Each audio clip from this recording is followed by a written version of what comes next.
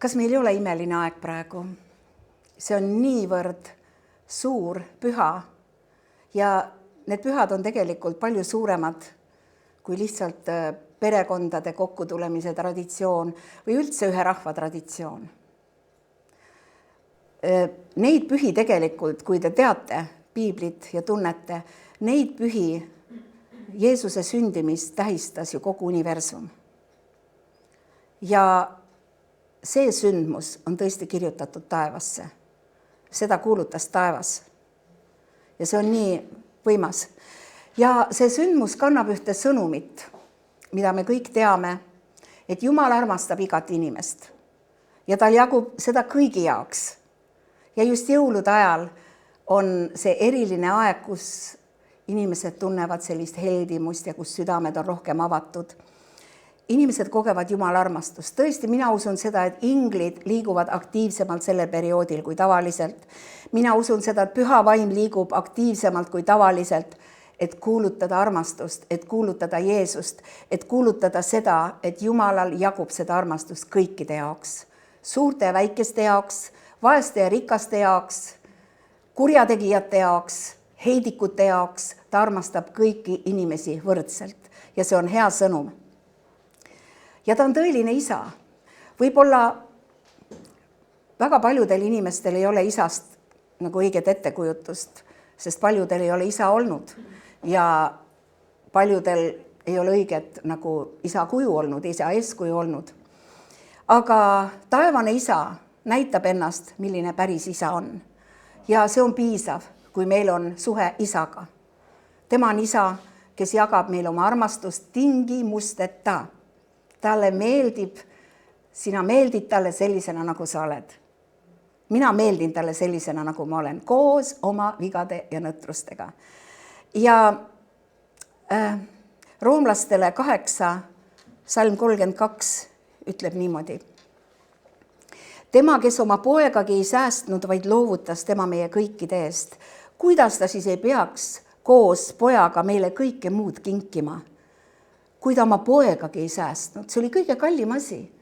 Nii et kui sa ennast praegu väärituna tunned, siis aja endast ära see vale mina pilt, sest ta on sinu eest oma poja andnud. See on suur, suur kingitus meie jaoks. Ja tuleta meelde seda. Nüüd jõulude ajal võib igaüks seda meelde tuletada, et ükskõik kui kaugele sa oled temast läinud või oled või ei ole leidnud veel teda.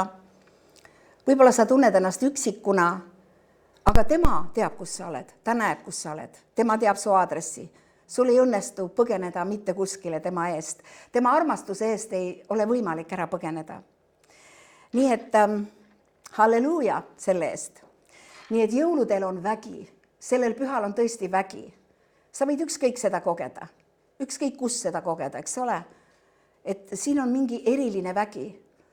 Ja ma usun, et muidugi aitab palju kaasa ka need säravad tuled ja need üksteisele kingituste tegemine ja kõik see ka loob atmosfääri, aga peamine põhjus on ikkagi Jeesus. Sest Jeesus on jõulud ja jõulud on Jeesus. On nii? Aamen. Niisiis, nüüd ma puudutan ühte küsimust, mida paljud inimesed on küsinud. Kuna kogudus on Iisraeliga nii väga seotud, siis paljud on küsinud, et miks siis lääne kristlus ja üldse, miks kristlik maailm tähistab jõule just detsembris ja mõned tähistavad ju jaanuaris ka, eks ole, vene õigeusk. Ja tõepoolest, piibli uurijad ongi leidnud, et Jeesus ei sündinud mitte meie tsiviilkalendri järele, vaid tema sündimine leidis aset vastavalt piibelikule kalendrile, mis põhineb kuu ja päikese süsteemil, kus arvestatakse kuud ja aastaid päikese asetuse järgi planeet Maa suhtes. Nii. Ja nüüd me teame seda, mida Jumal esimese Moosese raamatus kohe esimeses peatükis kirjutas selle kohta, kui ta lõi taeva laotusesse päikese, tähed ja kuu, siis ta tegi seda eesmärgiga eraldada päeva ööst, et tähistada seatud aegu ja aastaid. Ja ma tsiteerin seda kirja kohta. Esimese Moosese 1.14. Saagu valgused taevalaotusesse eraldama päeva ööst. Tähistagu need seatud aegu, päevi ja aastaid.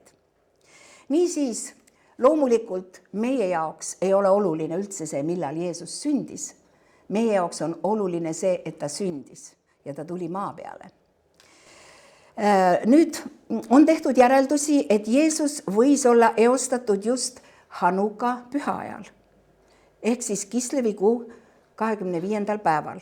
Nii, kuna täna on Hanuka püha 7.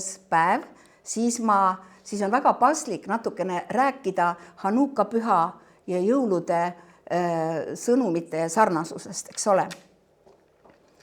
Nüüd, kui me oleme lugenud Luuka esimest peatükki, siis seal on kirjas, kuidas Elisabet, kes oli juba eakas naine, kuidas Jumal tegi ime ja ta jäi lapseootele Johannesest, Risti Johannesest. Ja kui oli 6. kuu, te võite lugeda seda kodus järele, kui oli 6. kuu, see tähendab, et Elisabet oli 6. kuud lapseootel. Siis samal ajal ilmus Maarjale ingel Gabriel ja andis edasi sõnumi poeglapse sündimisest ning Maarja eostus sellel ajal, kui Risti ja Johannes oli emaüsas 6. kuud. Maarja eostus püha vaimu läbi ja jäi Jeesusega lapseootele. Nii, nüüd kui me siit arvestame edasi lapseoote aega, siis Jeesus sündis umbes Tishrikuu seal keskel ja see on tegelikult lehtmaade püha ehk Sukkot. See on meie kalendri järele kas september või oktoober. Aga nagu ma ütlesin, meil ei ole see, me ei takerdu selle sisse, millal ta sündis, vaid me rõõmustame Jumala poja sünnist. Me rõõmustame Jumala poja tulemisest sellesse maailma. Ja kui mõned peavad ka jaanuaris, pole tähtis. Jeesus on tulnud ja seda päeva tähistas kogu universum. Ja nüüd ma tahangi natuke avaramast vaatenurgast tuua esile jõulude sõnumi. Ja kuidas siis Hanuka ja jõulude, kuidas see sõnum sarnaneb omavahel. Hanuka on ajalooline juutide püha sündmus, mil juudid olid kreeklastelt tagasi vallutanud oma pühakoja templi. Teine tempel oli see. Kui nad olid selle puhastanud, pühitsenud, nad tahtsid süüdata küünla menora, aga nad leidsid õli ainult 1 päevaks. Seda õli oleks jätkunud ainult 1 päevaks. Nad siiski süütasid selle. Ja ennäe imet, paljunemise ime sündis. Imede aeg, Hanuka imede aeg, jõulud on imede aeg, päriselt. Imed sünnivad, võta vastu oma ellu, Jumal tahab tuua imed sinu ellu. See ei ole mingi müstika ega mingisugune okultism, vaid need on Jumala sündmused. Ja juhtuvad imed neile, kes usuvad sellesse.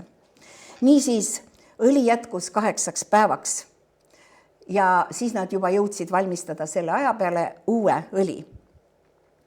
Niisiis, et veel paremini mõista jõulusõnumit, lähme tagasi Moosese raamatute juurde. See algas palju-palju varem. Algas sellest, me kõik teame seda, et Jumal andis inimesele läkituse, kui ta oli inimese loonud. Ta ütles, et see maa on teie oma, valitsege, paljunege, kalade üle meres, lindude üle taeval ja ma annan teile autoriteedi ja meelevalla. Ma ei hakka pikemalt sellel peatuma. Me teame seda, kuidas inimene kaotas selle meelevalla, ta lasi ennast maal petta ja ta kaotas selle võimu, mis talle kuulus. Huvitav on see, et inglisekeelses tõlkes samas salmis, kus Jumal ütleb, et tehkem inimesed oma näo järgi meie sarnaseks, et nad valitseksid, see sõna valitseksid on let them have dominion, mis tähendab omandiõigust, ülemvalitsust, võimupiirkonda. See maa oli antud, võimupiirkond oli antud inimesele, mitte kuradile, eks? Madu pettis, nii. Inimene läks õnge, see sündis nii lihtsalt. Edasi, mis me sellest järeldame? Me järeldame seda, et kõik, mis maa peal sünnib, selle eest on vastutav. Kes? Inimene.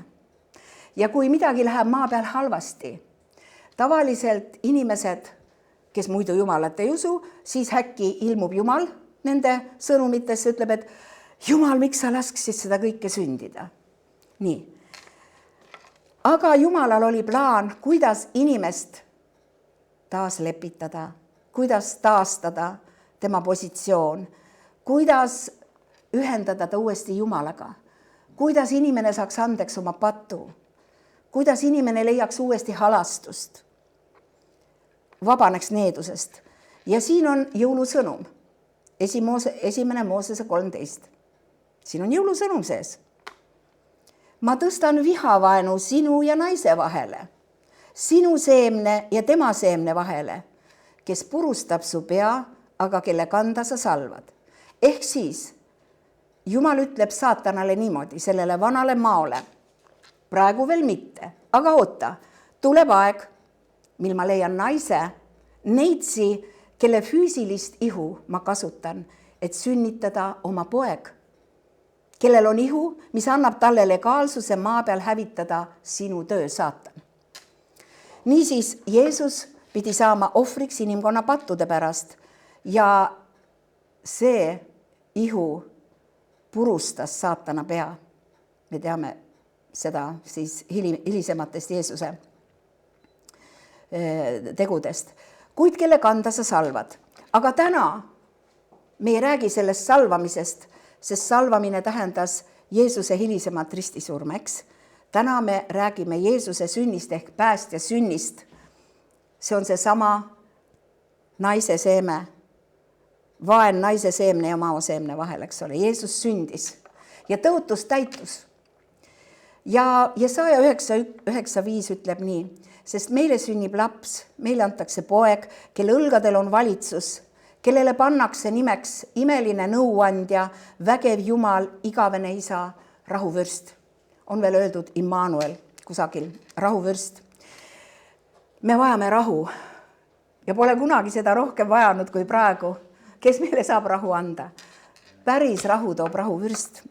Sest nagu te näete, ei ole ühtki väge, ühtki inimest, ühtegi valitsust, ühtegi riigikorda, mis suudaks tagada rahu ilma Jumalata. Ei ole.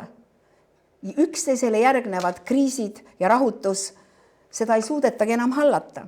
Meil on vaja Jumalat, meil on vaja Jeesust. Maailm peab tunnustama ja vastu võtma Jeesuse, siis on meil lootust. Ja siin ta ütleb veel niimoodi, kelle õlgadel on valitsus, eks ole. Mis te arvate, kes on tema õlad?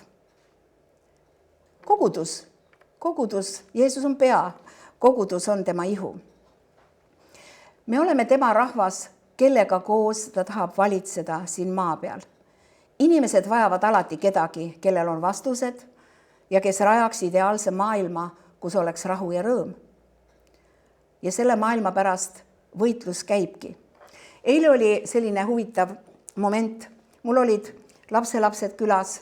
Üks lapselastest küsis minu käest, et vanaema, mida sina küsiksid Jumalalt? Tõi näiteks selle, et kuningas Saalomon küsis Jumalalt tarkust. Mina siis vastasin talle, mida mina oleksin küsinud. Ja küsisin, et aga mida sina tahaksid? Ja ta ütles nii, ma tahaksin, et kuri kaoks ära või kuri läheks minema. Ja siis ma ütlesin talle, tead, see on väga hea, et sa seda tahad. Sest, ja küsisin ka ta käest, et mis sa arvad, et sa tead ju seda, et Jeesus suri ristil ja võitis ära saatana. Ta on juba nii suur, ta käib noortekas ja ta teab neid asju. Ja aga miks saatan ikka tegutseb siin maa peal? Ta ütles, ei tea, aga seda ma tean, et jah, Jeesus võitis saatana. Ma ütlesin, nimelt selle kurja äraajamine on ta andnud meile. Meie peame selle kurja ära ajama. Ja me saame teda siis ära ajada, kui me oleme sõnakuulelikud Jumalale. Sest Piibel ütleb, enne kui me saame sõnakuulmatust hakata nuhtlema sõnakuulmatust, me peame ise saama sõnakuulelikuks Jumalale. See tähendab seesama, et Jumalal peab olema kogudus, rahvas, kellega koos ta tahab valitseda. Ja see protsess käib ja laps sai nii hästi sellest aru. Et see ei ole nii, et et kristlane ütleb, tead, no keegi ju soovi kurja, kes see siis halba soovib, keegi ei soovi ju.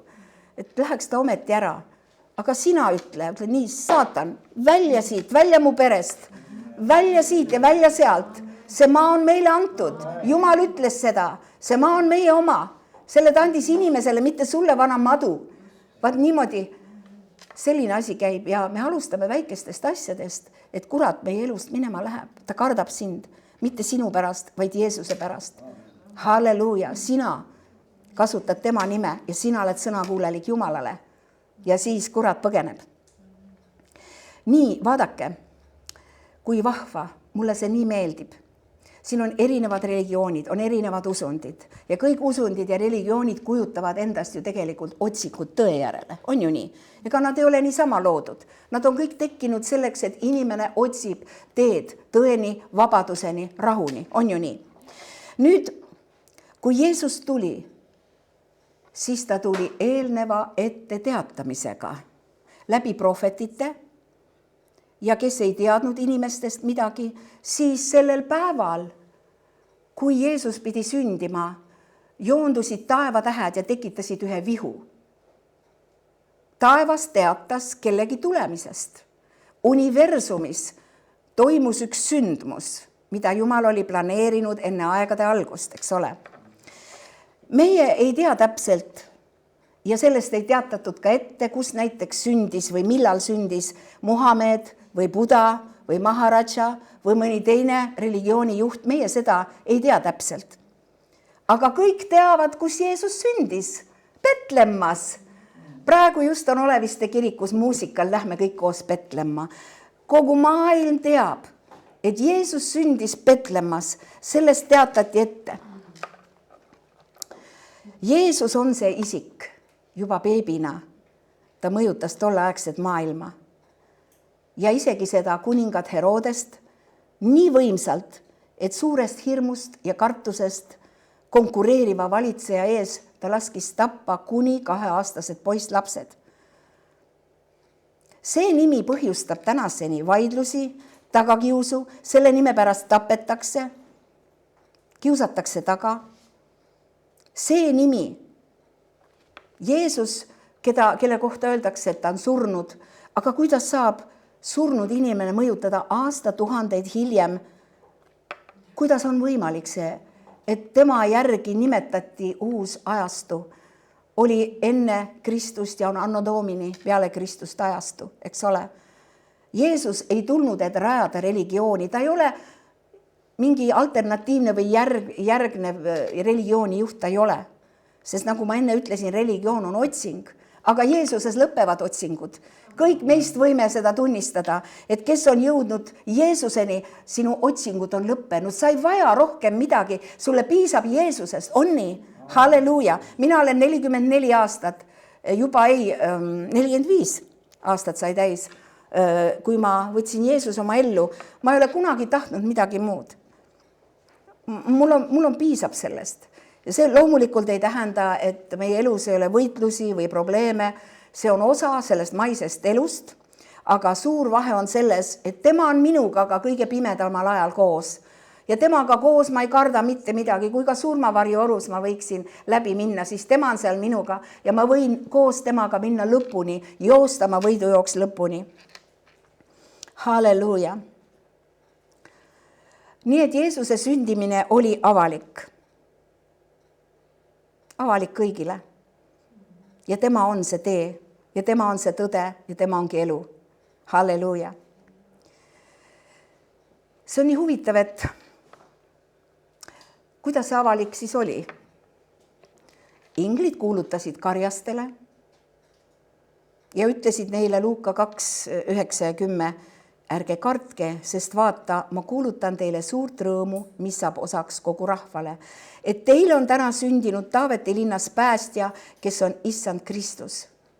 Ja veel, idamaised kuningad, 3 teadlast, 3 astronoomi, kes olid uurinud tähtede seisu, planeetide asetust ja loomulikult eelnevalt ka ajaloolisi kirju, nad mõistsid, et see sõnum on taevast tulnud ja see tähendab ühe suure isiku, ehk kuninga sündi, kes avaldab mõju kogu maailmale ja kelle nimi saab olema üle kõikide teiste nimede. Täna me laulsime nimi Jeesus üle kõikide teiste nimede.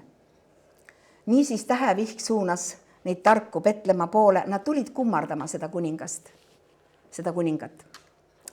Niisiis piibel räägib selgesti seda, et kogu taevas ja kogu maa tähistas Jeesuse sündi ja see oli määratud juba enne aegade algust. Ja Uues Testamendis loeme ka 1. Peetrus 1:20 Jeesuse kohta, ta ütleb, kes küll oli ette määratud enne maailma rajamist, aga aegade lõpul on ta saanud ilmsiks. Teie pärast, kallid kuulajad, vaatajad, kallis perekond, kallid need, kes ei tunne Jeesust, kes ei usu Jumalat. Teie pärast on Jeesus saanud ilmsiks. Jeesus ei ole religioon, kristlus ei ole religioon. Kristlus lihtsalt tähendab seda, on need, kes järgivad Kristust. Ja Kristus on kuningas ja ta jääb kuningaks alati ja igavesti. Ta ikka mõjutab veel ajalugu ja riikide saatusi, kas pole nii? Riigid ja rahvad, kuningad, kes kardavad Jumalat, nende riigid on õnnistatud. Kes salgavad Jumala, nad on neetud. Ilma Jumalata ei ole võimalik lihtsalt elada õigesti. Ja Jumal ei ole ainult halastaja, ta on ka õiglane Jumal. Ja üks jumalamees ütles, et sõna halastaja on palju vähem piiblis, palju vähem kordi kui sõna, et Jumal on õiglane. Ta on õiglane. Niisiis Jeesus muudab inimeste elusid, kuigi ta on ära läinud. Ta on taevas, isa paremal käel, aga püha vaim on maa peal, kes teda esindab. Tema muudab meie elusid. Tema muudab meie elusid. Ja samuti Jeesus eraldas Uue ja Vana Testamendi. Nii et halleluuja, see on pöördepunkt ja teate, Jeesus ei olnud lihtsalt imelaps.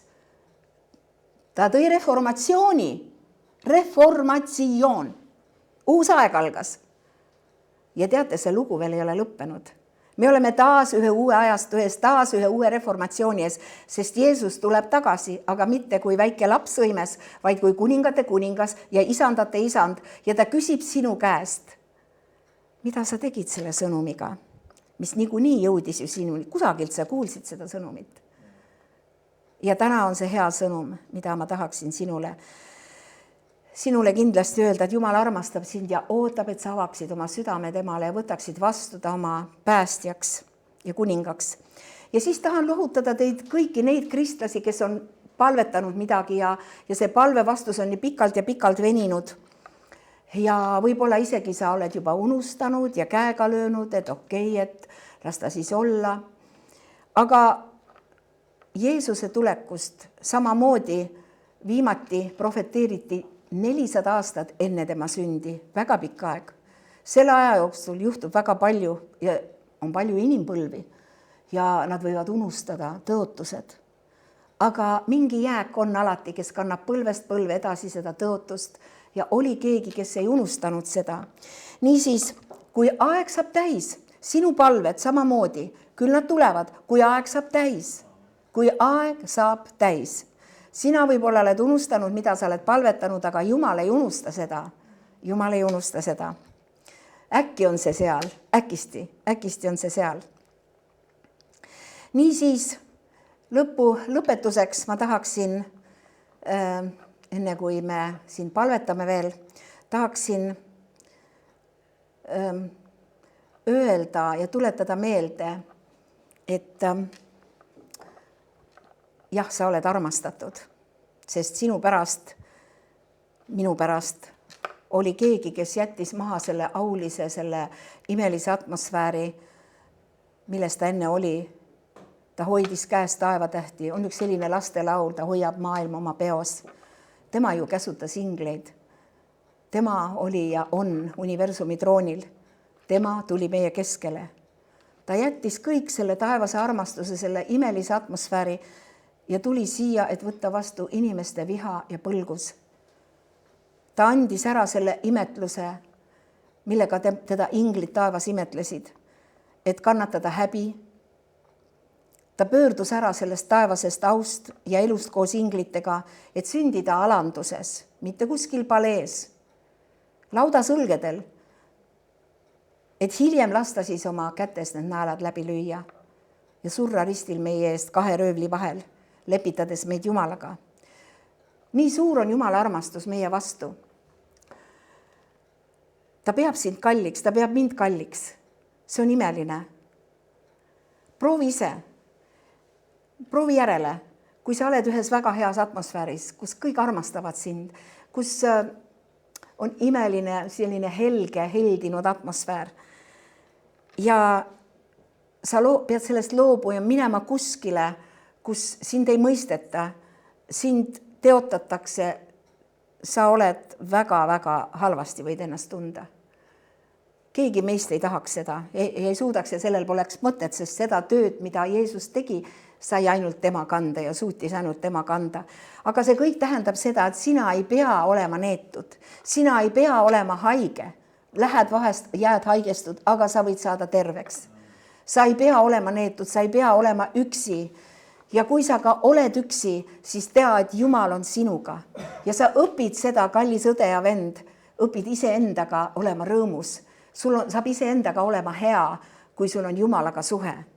Et ma julgustan looma seda suhet Jumalaga, Jeesusega. See on olemas, püha vaim aitab sind. Ja teeme nii, et palvetame kõik koos praegu ka.